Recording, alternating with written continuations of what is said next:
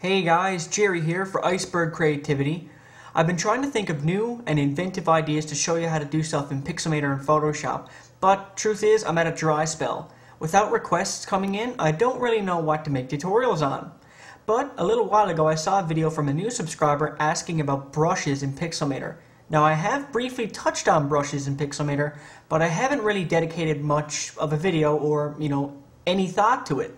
So I decided that I'm going to sit down and explain some brush work within Pixelmator. So without wasting any time, let's jump right into the tutorial, or the walkthrough rather. Open up Pixelmator and create a brand new canvas. I'm choosing 800 by 600 just because this is more of a learning exercise, not so much a tutorial. I know they're kind of the same thing, but this is just to show you how to maneuver around with the brushes in Pixelmator. So choose 800 by 600 and then just hit OK.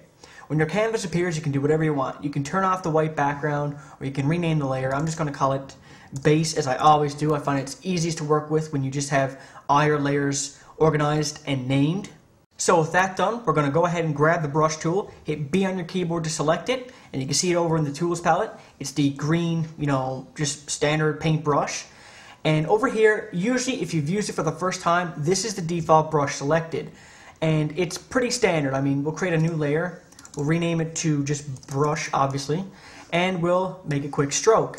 It's a standard black stroke brush. Nothing fancy, it's all easy work here.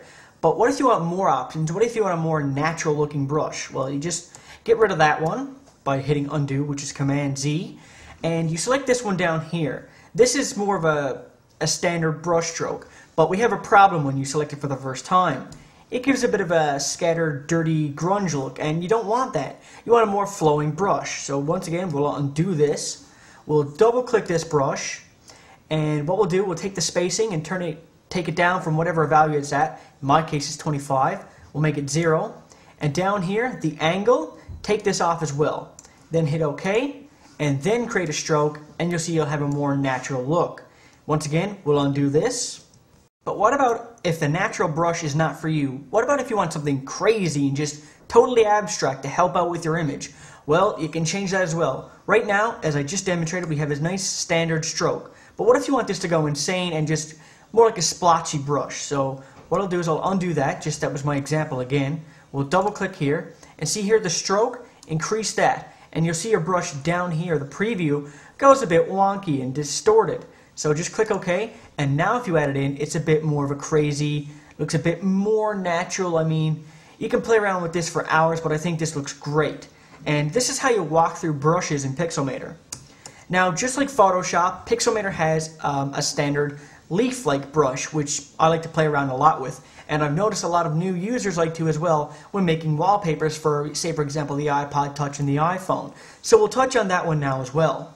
So to do that, it's here in the corner. It's this little leaf brush right here. It looks like a maple leaf. You just click it and then start to, stroke on the canvas. And you get this.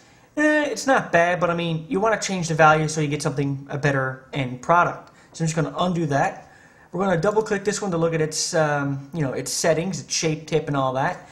And it's pretty much the same window as the other ones, but you want to maneuver this around so it's to your liking.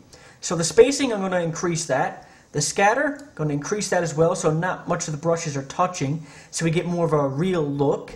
You can check follow direction if you want, so it follows a certain direction in the stroke, but I normally, I don't do that. But for the purpose of this tutorial, we will do this. You can change the size if you wish. I like to make it a bit bigger, well, smaller in this case, well, in the shape jitter anyway. You can increase the stroke so it's a bit more crazy. But, don't increase it too much because you'll get them clustered together. I'm just going to bring it up, say, for example, 2% or 1%. You can change the angle if you want, but angle at 100% works the best. And right now the color doesn't really matter, so don't play with that. And then just click OK. And we're going to click once, click again, and then we're going to drag. And now it's a bit nicer. I mean, it'll give a more realistic look if you're actually trying to make something that looks like leaves were scattered about. So I'm just going to undo this and we're going to touch on another brush before we finish up this tutorial, or walkthrough, whatever you want to call it. Now for this next brush, to show it off the best and most proper way, we're going to go down to our base layer. We're going to hit Command I to invert the color to black and white. We're going to hit X on our keyboard to change the foreground color to the background. So now white is the foreground and black is the background. and we're going to select this star brush, probably my most personal favorite brush in Pixelmator. So we're just going to click this one here, the brush layer again. We're going to select this 100 pixel brush right here. And then we're going to brush around and we get some nice stars. But you want to change this around so you get more of a natural flow. You can change the size and that, but let's get into it. Double click and change the scatter. Make the scatter way much higher, even 100%. The spacing, bring it up to about 35. I find that works the best. The size, also increase that to 100%.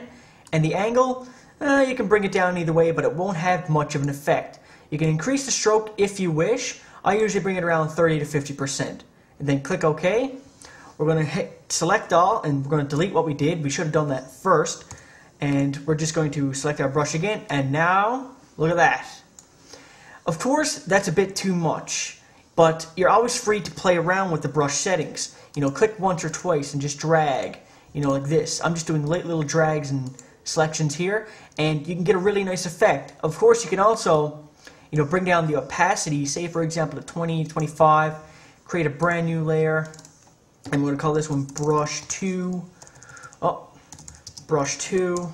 And then change the settings so you get more of a distinct look that's more unique. We're going to change the spacing out. We're going to bring the scatter in. And then I'm going to just click, click, you know, click, click.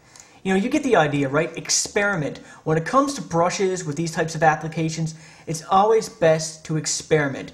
Never just click the default and just leave it as it is. Always play around. You're going to get the best results when you be creative. So now what we're going to do, we're going to bring down the size and diameter. We're going to bring the spacing and all that way crazy size. And we're just going to click, click, click.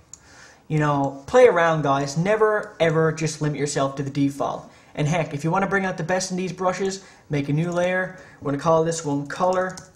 We're going to hit G on the keyboard. We're going to select the rainbow gradient, go from the corner up to the top, and then change the blending mode. Let's say soft light, and now you got some color to your brushes. And the same applies if you were to add, let's say, a nice new leaf brush, you know, make a leaf. Look at that, color. And actually, this is kind of the way they made the little splash image for when you install Pixelmator. You know, pretty much like this, just with a little bit more effort. And that's brushing, you know, in the basics explained in Pixelmator. If you have any questions, feel free to email icebergcreativity@gmail.com, leave a comment or text response, or send me a message here on YouTube. And of course, you can follow me on Twitter, icebergjerry. I hope this helped you out a bit. I'm sorry if I delayed this tutorial a long time. I mean, I should have made it first. It should have been one of the first Pixelmator tutorials I did. Thanks for watching, guys, and have a great weekend.